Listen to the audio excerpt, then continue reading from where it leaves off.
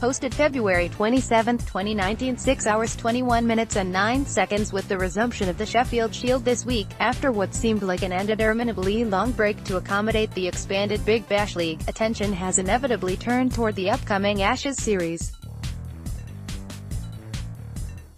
Key points. Cameron Bancroft scored 138 not out and 86 for Western Australia on his return to first-class cricket. Curtis Patterson scored his second consecutive first-class 100 for New South Wales-incumbent Test opener Marcus Harris made 95 and 174 in Victoria's win over Queensland. The Test hopefuls now have just 4 first-class matches on home soil in which to take their claim for inclusion this winter as Sheffield Shield cricket resumed this week. Adding to the importance of scoring runs in this Shield stint, players will be using a Duke ball for the remainder of the Shield season, the same type of ball that will be used during the Ashes in England in August. The Duke ball is known to behave differently than the Kookaburra ball that is usually used in Australian cricket, meaning perhaps that these runs might be considered more favourably than those in 2018.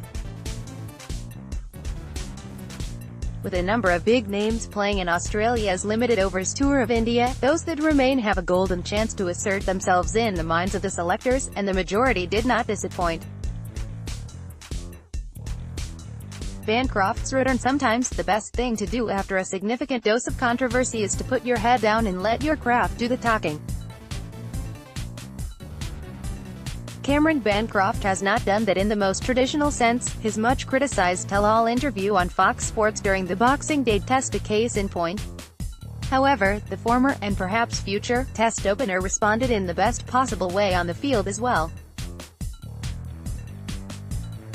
Player innings runs average. Matthew Wade 1,364,864.80, Joe Burns 1,461,251.00, Marcus Harris 1,060,375.37, Curtis Patterson 1,256,256.20, Marnus Labuschagne 1,134,931.72, Will Pukovski 534,486.00, Matt Renshaw 1,227,522.91, Travis Head 726,938.42. Source: ESPN. Cricinfo. As far as what is in my control, it's these 4 Shield games for Western Australia, Bancroft said in an interview on ABC Grandstand during the first day of play at Bankstown Oval, when asked whether he would be in contention for a Test recall.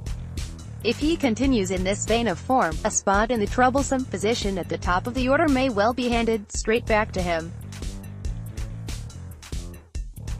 Bancroft let his bat do the talking at Bankstown, carrying his bat in the first innings of the Warriors match against New South Wales for an undefeated 138 from a stoic 358 deliveries to help his side to a total of 279. He then backed that score up with an equally measured 86 from 263 balls on the 4th day, but his dismissal proved the beginning of the end for Western Australia, who lost by an innings and 51 runs.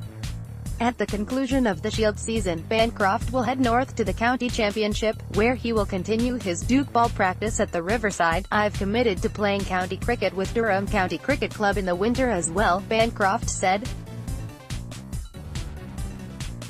So as far as I'm concerned, they are the things that I can control and look forward to and put my energy into. Who else stood up?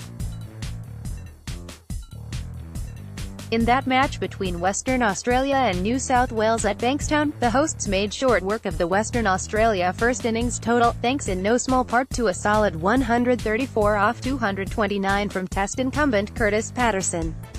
Patterson, who scored a maiden Test century in just his second match in the Canberra Test against Sri Lanka, was ably assisted by an unbeaten 101 from captain and wicketkeeper Peter Neville and a score of 8-477 declared.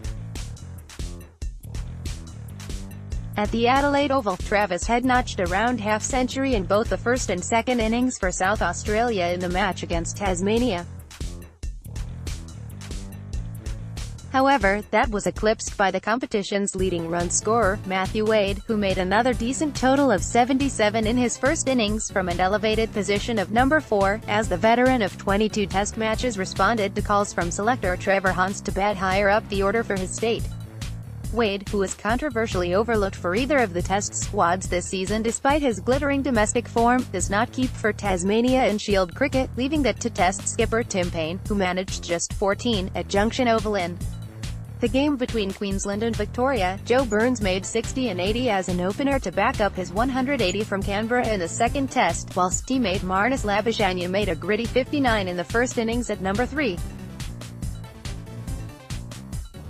Meanwhile, opener Marcus Harris, who scored just 2 half-centuries in an underwhelming Test summer, made a welcome return to form when a fine 95 at the top of the order in Victoria's first innings and backed up with 174, as Victoria successfully chased down a victory target of 300, who still needs work. Matt Renshaw, a player who was seen by many as the answer to Australia's problems at the top of the order this summer, has not had a good run of things in red ball cricket of late.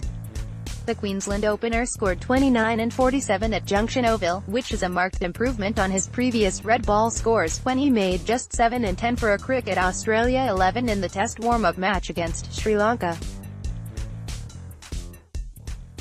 The 22-year-old has averaged just 22.91 this season, with just 150 to his name from 12 domestic first-class innings.